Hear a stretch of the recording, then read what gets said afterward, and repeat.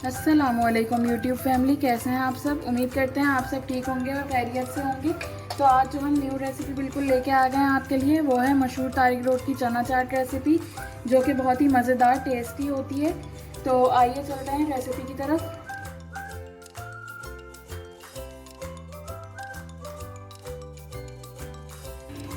तो तारिक रोड की मशहूर चना चाट बनाने के लिए सबसे पहले हमने ले लिए हैं ये हाफ़ के जी तक हमने छोले ले लिए हैं, चने।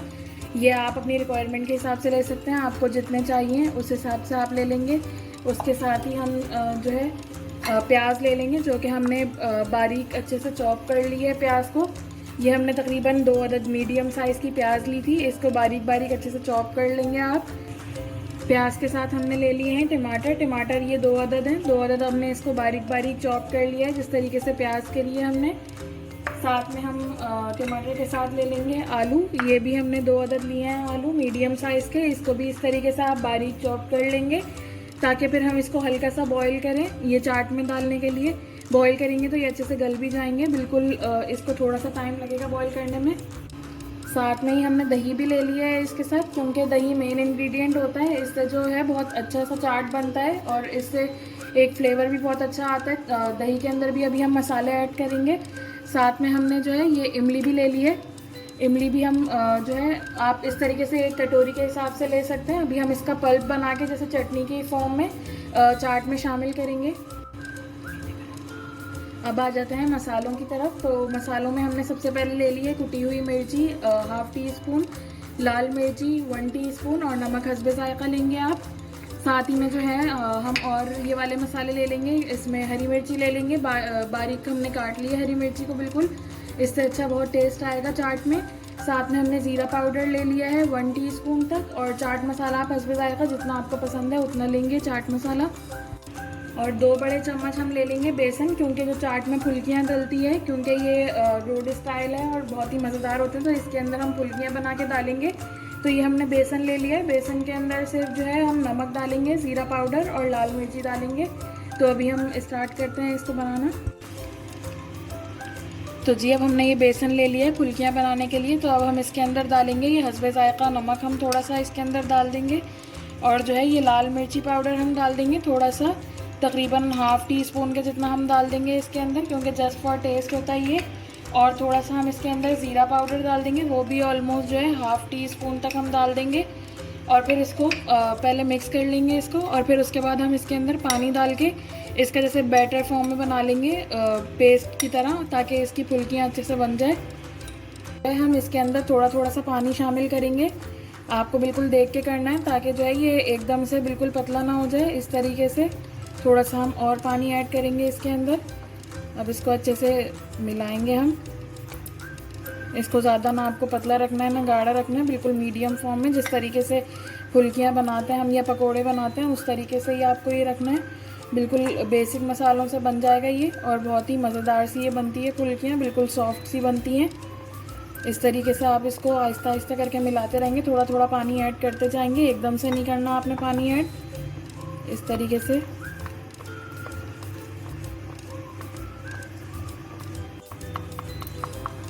ये आप देख सकते हैं कि इस तरीके से इसका इतनी फॉर्म में बैटर बन गया है। ये देख सकते हैं आप, इतना ही थिकनेस है इसकी, आप लोग ने भी इतनी थिकनेस रखनी है इसकी। इसको अब अच्छे तरीके से हमने जो है मिक्स कर लिया है, कोई लम्स नहीं रहा है इसके अंदर बीच में। ये 3 मसाले आपने डाल लिए हैं इसके अंदर। अब हम इसको फ्राई करने लगे हैं। तो जी अब सबसे लास्ट में जब ये पूरा इसका बेसन का पेस्ट बन गया है, अब हम इसके अंदर सोडा थोड़ा सा ऐड करेंगे ताकि जो है ये बहुत ही अच्छे से सॉफ्ट से बने। इसको अच्छे से हम मिक्स कर देंगे, ये आपको बनने के बाद करना है, क्योंकि फिर ये ताकि अच्छे से सब में मिक्स हो जाए, पूरे पेस्ट में मिक्सचर में अच्छे से मिक्स हो जाए। इससे बहुत ही सॉफ्ट से बनते हैं और फूले हुए बनते हैं। तो इस तरीके से आप मिक्स कर देंगे, बिल्कुल आपने पिंच ऑफ सोडा लेना है, ज़्यादा नहीं लेना। इस तरीके से आप इसको मिक्स करके अब हम इसको फ्राई करने लगे हैं।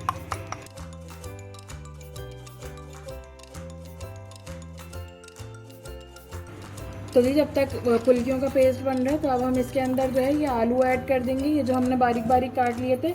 इसको हम हल्की सी भाप लगा देंगे, ऑलमोस्ट 10 मिनट तक हम इसको रख देंगे ढक के, ताकि ये अच्छे से सॉफ्ट भी हो जाए, गल जाए। तो फिर इसको हमको कुछ करने की ज़रूरत नहीं पड़ेगी। तो इसको बस 10 मिनट तक हम थोड़ा ढक के रख देंगे। तो जी अब हम फुल्कियाँ फ्राई करने के लिए इसके अंदर ऑयल शामिल करेंगे। ये हम जितना हमको लगेगा नीड होगी ऑयल उतना हम उस हिसाब से डालेंगे कि बस ये थोड़ी डिप हो जाए फुल्कियाँ सारी और अच्छे से पक जाए, कच्ची ना रहे।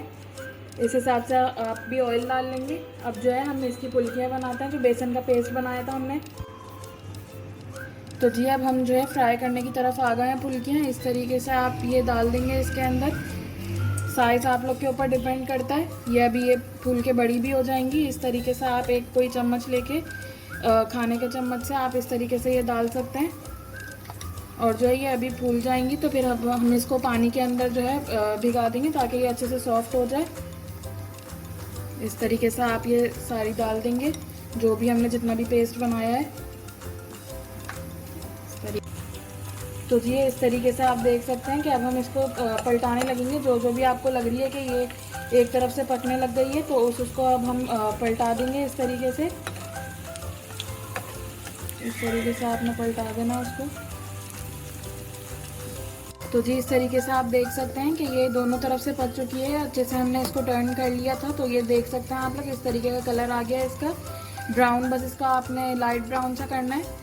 तो ये अच्छे से जो है ये सॉफ्ट भी हो गई है, फूली भी है। अब हम इसको जो है निकाल के चूल्हा ऑफ करके पानी में ऐड कर देंगे, पानी में डाल देंगे इसको ताकि ये बिल्कुल सॉफ्ट हो जाए। फिर इसका हम पानी जो है निकाल के एक्सेस पानी सारा उसके अंदर चाट के अंदर ऐड कर देंगे इसको।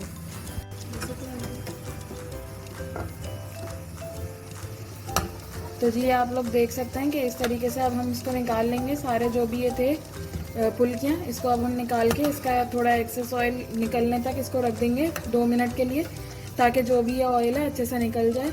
और फिर उसके बाद हम इसको पानी में डाल दें। तो इसको अब हम अच्छे से फेंट देंगे।